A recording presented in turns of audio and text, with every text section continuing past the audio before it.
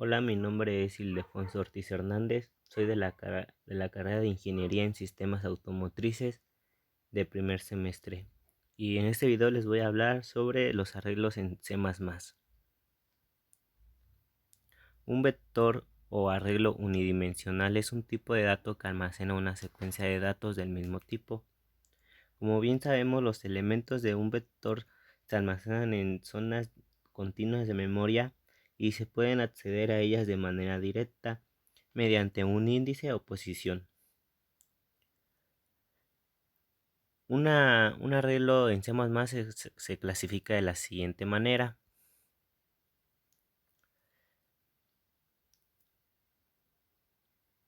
Supongamos que este tipo de... nos dan varios valores, que son que es el vector dimensión, que es del 1, 2, 4, 5, 6, 1, 2, 3, 4. O sea, aquí están en desorden, no importa.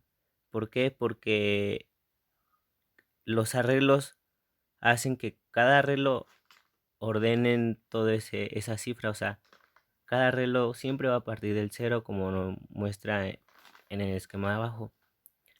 Como parte del 0, desde ahí corre 0, 1, 2, 3, 4, 5, 6, 7, 8.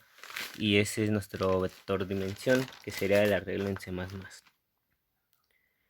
Y como dijimos anteriormente, los arreglos se clasifican de la siguiente manera. Algunos ejemplos, por ejemplo, primero declaramos nuestra variable, si va a ser de números enteros, de letras char o de float, números reales.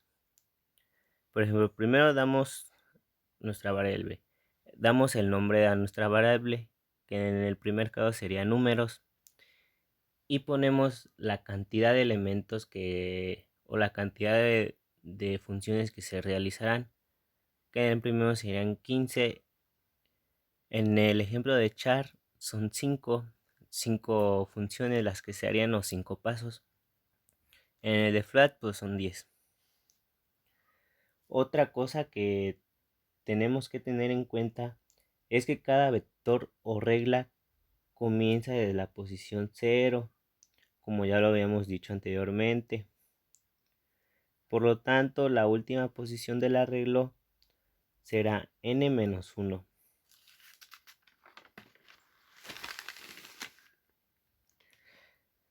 Primero se debe de poner el tipo de dato, el nombre del arreglo y los elementos, tal cual y como nos están mostrando aquí. Y a continuación veremos algún ejemplo utilizando algunos arreglos. A ver, el ejemplo dice que debemos escribir un programa que defina un vector de números y calcule la suma de sus elementos. Muy bien. Primero, pues como ya sabemos, hacemos la estructura de nuestro código. Ponemos las librerías.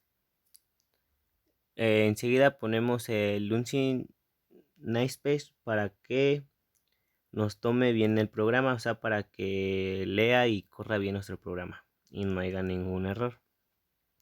Muy importante, estas librerías, o sea, para que sirvan nuestros arreglos, tienen que ser acorde a las librerías o sea, cada librería da un cierto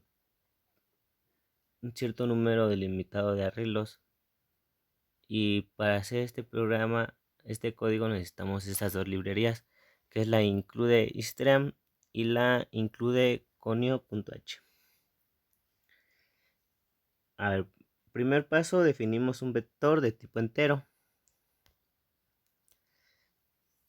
que sería el int y el número. Después una variable de tipo entera.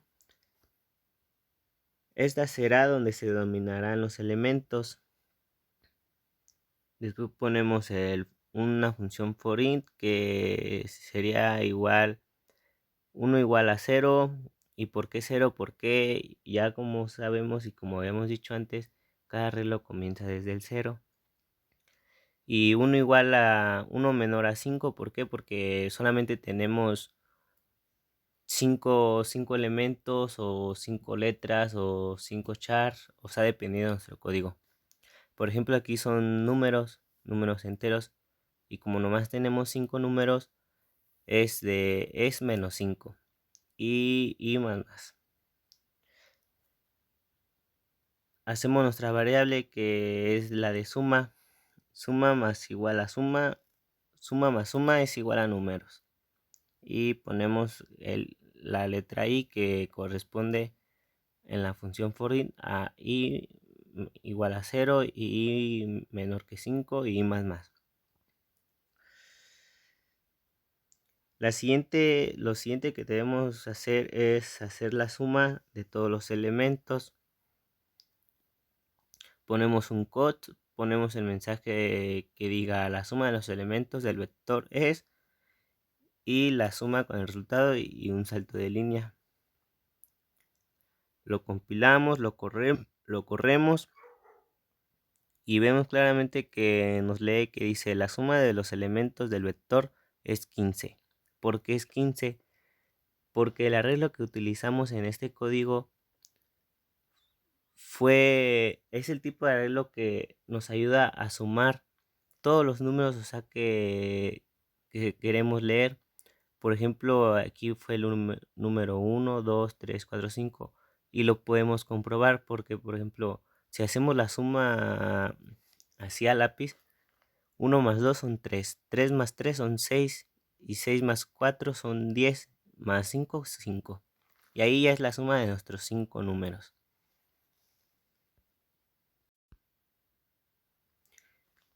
Y por último, y como conclusión,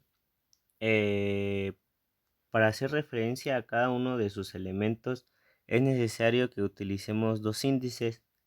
El primero indica la fila y el segundo que indique la columna. Por esta razón es necesario utilizar ciclos anidados. El ciclo externo controla las filas y el interno las columnas. Las operaciones elementales que se pueden realizar son lectura, impresión y modificación de elementos. Y con esto pues doy por terminado mi tema.